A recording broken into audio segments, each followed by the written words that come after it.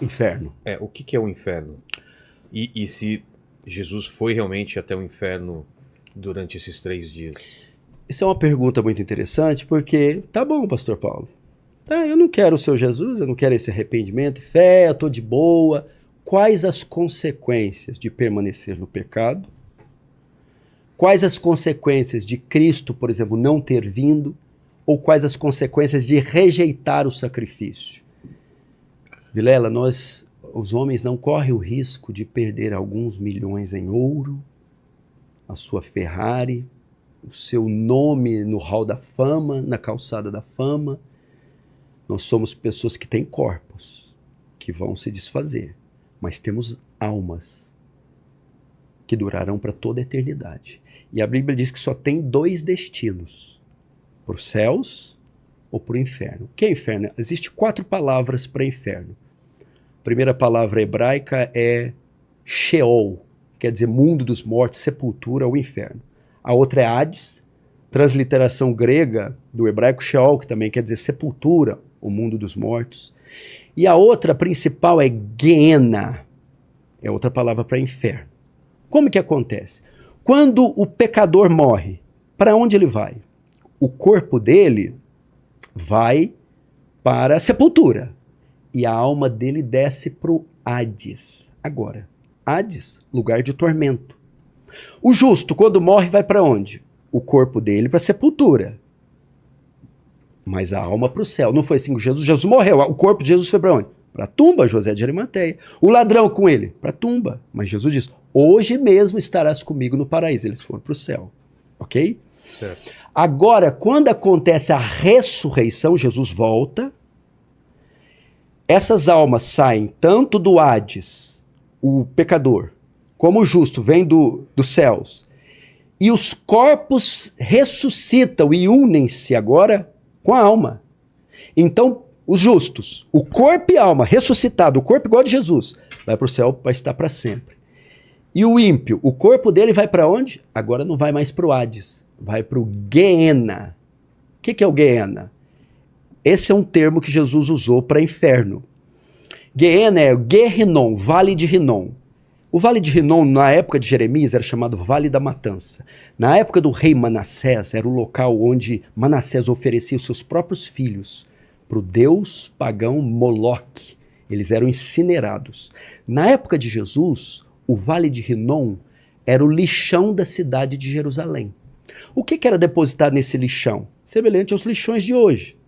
Papel, galhos, comida, materiais orgânicos e pedaços de cadáveres animais e pedaços de cadáveres humanos. E até cadáveres inteiros, que ficavam sendo comidos por bichos. E como se faz para livrar dos lixos dos lixões? O método até hoje se usa, eles incineravam. Só que a quantidade de lixo que recebia o lixão de Jerusalém era tão grande que o fogo nunca apagava. Jesus disse, o inferno é como o Vale de Hinnom, que o fogo nunca se apaga, a ferida nunca cicatriza e o verme não morre. Resumindo, o inferno é o lixo da humanidade. É onde vai ser lançado tudo que é de podre nessa sociedade. O inferno é chamado Lago de Fogo, onde será lançado o diabo, os anjos caídos, os demônios, a besta, o falso profeta e todos aqueles que rejeitaram o evangelho do Senhor Jesus. O que é pior no inferno? Primeiro, sofrimento inimaginável. Segundo, uma dor que nunca se alivia. Terceiro, não tem saída. Você vai procurar uma porta, não acha. Um muro para pular, não tem muro. Ausência de beleza, imagina um lugar onde você não vai ver mais um beija-flor, uma rosa, som de uma flauta, um rio, uma cachoeira. E o pior do inferno, adoração, para todo sempre. Pergunta que todo mundo faz, é fogo literal e as pessoas vão ficar queimando igual torresmo? Não acredito que seja isso. Fogo e enxofre, o que é enxofre? Componente químico do ácido, o ácido cai na pele arde. Fogo dá a ideia de sofrimento, punição, suplício. Como vai ser eu não sei, e provavelmente eu nunca saberei. Mas a ideia é sofrimento eterno. Outras pessoas dizem, não, o inferno vai ser ruim porque Deus não vai estar lá. Duas coisas, o inferno sempre porque o diabo vai estar me... O diabo não é dono do inferno, não manda no inferno, não vai fazer nada no inferno. A única coisa que o diabo vai fazer no inferno é sofrer. Então esquece esse negócio. O diabo não é dono do inferno, não manda no inferno. Aliás, a ala mais quente, se tiver, vamos dizer, subsolos, no sub do sub do sub do sub, perto da lava vulcânica, vai ser o chilindró de Satanás. Quem manda no inferno? Deus. Deus tem as chaves, Cristo. O inferno é terrível, não é porque pela ausência de Deus, é pela presença. O que é o inferno, Vilela? O completo despejar da ira de Deus sobre o pecador. João, em Apocalipse, ele compara o inferno como lagar. O que é lagar? Um compartimento onde o viticultor joga uvas, sobe em cima e começa a esmagar. Embaixo tem uns dutos que levam para os recipientes onde é colhido e extraído o suco. O inferno é esse lagar. As uvas são os ímpios. Quem os esmaga são os pés de bronze do cordeiro. E aquele suco é o sangue deles. Então o inferno é inferno porque Deus não estará no inferno como um cordeirinho, mas como um leão, punindo os pecadores. Então essa é a ideia de inferno. Alguns creem no aniquilacionismo. Não!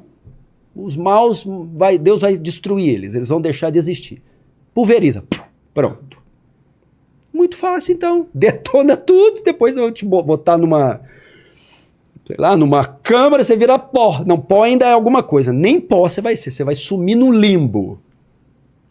A palavra grega para salvação eterna, ou seja, vamos ficar no lugar eternamente, é a mesma para condenação eterna, em Mateus 25.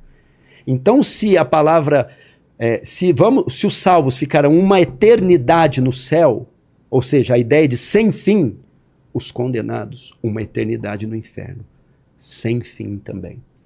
Que a palavra grega para eterno, para salvos e para condenados, é a mesma. Então, esquece essa ideia de aniquilacionista. Porque isso é bom, Vilela. É a mesma coisa dizer, mais ou menos o que está acontecendo aí, né? Pode cometer crime, no final dá certo. Você não vai nem para um lado nem para o outro. Entendeu? Isso é trazer impunidade. Isso é perigoso, que isso pode favorecer o pecado. Correto? Porque...